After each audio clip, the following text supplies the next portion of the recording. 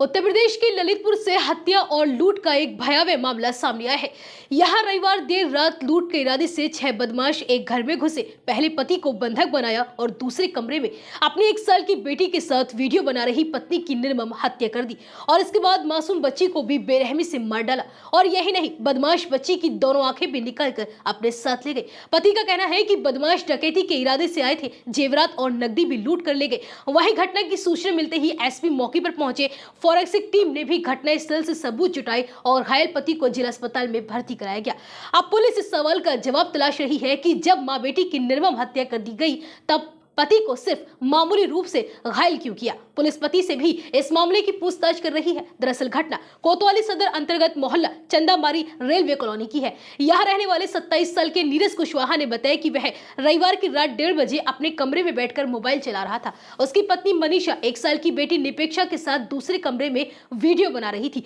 तभी लगभग 6 बदमाश छत से उतरकर कमरे में घुसे, नीरज के मुंह में मोजे ठूस कर उसे कुर्सी से बांध दिया और उसके बाद पत्नी और बेटी की हत्या कर दी गई और जेवरात और नकदी भी लूट कर फरार हो गए। नीरज कुशवाहा ने अस्पताल में बताया कि वह रात 1:30 बजे कमरे में मोबाइल चला रहा था। तभी छत से सीढ़ियों के सहारे 6 बदमाश कमरे में घुस आए और उसे पकड़कर मोजे उसके मुंह में ठूस दिए। बदमाश मुंह पर कपड़ा बांधे हुए थे। दूसरे कमरे में उसकी पत्नी बेटी के साथ मोबाइल पर वीडियो बना रही थी। तभी कुछ बदमाशों ने उसे पकड़ लिया और उसके साथ मारपीट की गई। पत्नी और बेटी को मार दिया गया और लॉकर में रखे पैसे और सोने चांदी के जेवरात भी लूट कर ले गए। वहीं इस बारे में पड़ोसी विजय कुशवाहा ने बताया कि सुबह 5 बजे घायल नीरज ने अपने एक रिश्तेदार राकेश कुशवाहा को फोन लगाकर घटना की सूचना दी। जब वह लोग मौके पर पहुंचे तो नीरज घायल अवस्था में पड़ा हुआ था और उसकी पत्नी और बेटी के शव भी पड़े हुए थे। मनीषा के कपड़े भी अस्त व्यस्त थे, उसके शरीर पर चोट के कई निशान थे। वहीं मासूम बेटी की दोनों आंखें गायब थी, उसके गले पर भी निशान थे। पड़ोसी ने बताया कि नीरज की शादी कोतवाली क्षेत्र के मोहल्ला खीरखापुरा निवासी मनीषा से 3 साल पहले हुई थी।